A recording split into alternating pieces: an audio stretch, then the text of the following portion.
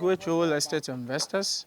In this video, I want to talk about the carpentry work for the decking of the luxurious 6-bedroom home that we are building on the hillside of Abokobi here in Accra. For those of us who has been watching this series that we've been recording for you, just to also inspire you to start your own building project, or to also show you as a company, OLAMOSH Realty and Construction, what we are capable of doing. As we've all known, building on a sloping land is not that easy when it comes to you coming to build something that can stand for so many years. Building on a flat surface is also not that easy, but when it comes to a hill or a mountain or on a sloping surface, it's much more difficult. But as a real estate firm, construction is what we love to do, and we achieving results is vital for us. So we are done with the block laying for the ground floor of this project that we are doing over here. We are done with the casting of the columns for this project, and it's time for the carpenters to also start their own work. So in this video, I'm taking us through the process as you are seeing on your screen.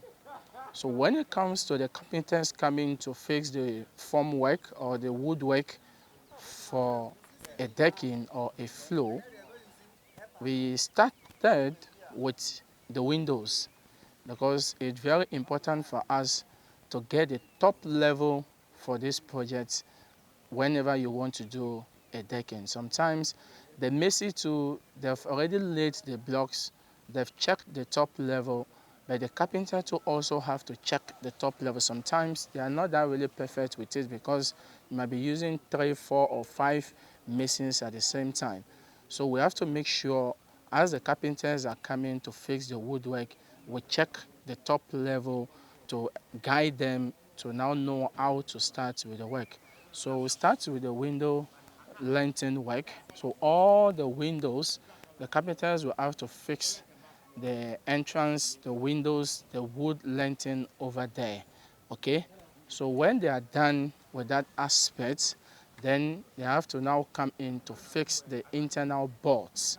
So the internal boards will also be done with a top level in mind, because at the end of the day, we don't want to have a situation whereby we will be done with casting of the floor, then you'll see that your floor is not on a straight level, then it slopes down or it slopes to one side. It shouldn't be like that, because from there, definitely you will start having problem with your structural aspects, the structural aspects of the project. So the next is for them to fix the internal woods for each of the rooms. They fix the internal woods all around, as you are seeing.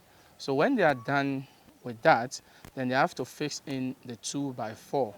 Now with our own project over here, and the dining area, which is also attached to the living area, so we have a round pillars which is 12 inches in size. So we're having 2 at the middle over here. So we also have to bring in the mold for us to be able to cast and have our round pillars, so that the carpenters can also attach their 6 inches board to form the lintel for the work that they are coming to do. So at the front view of the project itself as well, we have 2 round pillars over there. They are 10 inches in size. Actually, we're searching for 8 inches round mold, but we couldn't get that. So we had to come in, we have to option for the 10 inches round mold.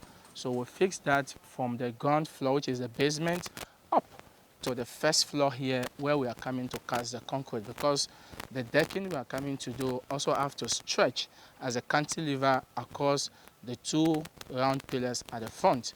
And when you also take a look at this 3D of this project, these 2 round pillars are there, and this first floor has to come as a cantilever to come and rest on those 2 pillars. So we make sure we also do that in order to make the carpenter's work to to be more faster. Okay, so after they are done with that, they fix in the 2x4.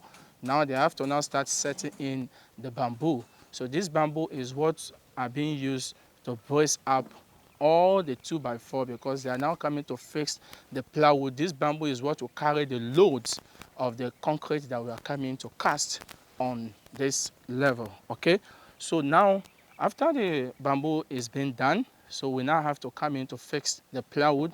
So we are making use of terracotta plywoods. So in some situation, you have the project owners optioning for us to go and rent a plywood. But in this case, we have a lot of work we are going to do.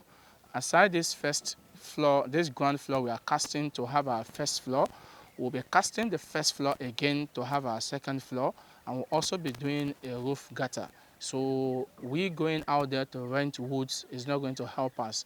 And most of the time too, when you buy wood and they are very fresh, it brings out your concrete casting very neat. Okay, sometimes if you are using a very weak plywood, the pressure of the concrete can form a shape beneath the slab of your decking. So we are trying to prevent something like that. So irrespective of we using a new terracotta plywood, we ensure that we have enough bamboo to brace up all the 2x4 to be able to stand the loads that is coming on it.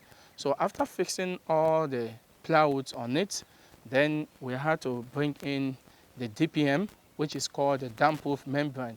This is very important.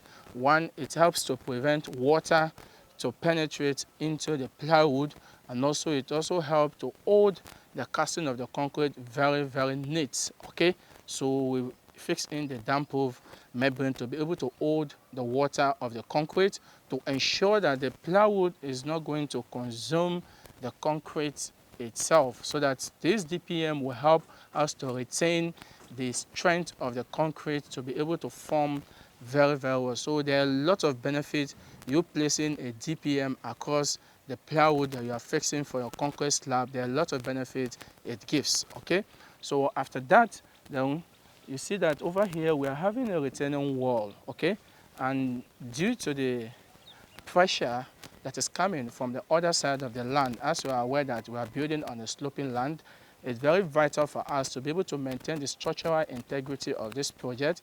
We want it to stand the test of time and stay for so many years.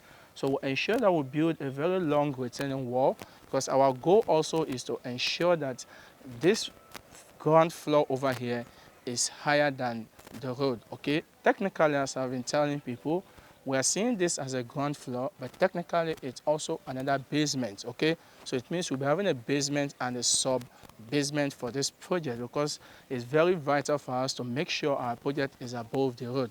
But with this level we've attained at the moment, we are satisfied with it coming above the road. By the time we'll come to do the landscaping for this whole place, this project will be a bit higher than the road, and the first floor is going to be starting from there. Okay, so we only cast like 7 feet out of almost 9 feet for this height of this project over here. So now what you are seeing over here is the rest of the retaining wall.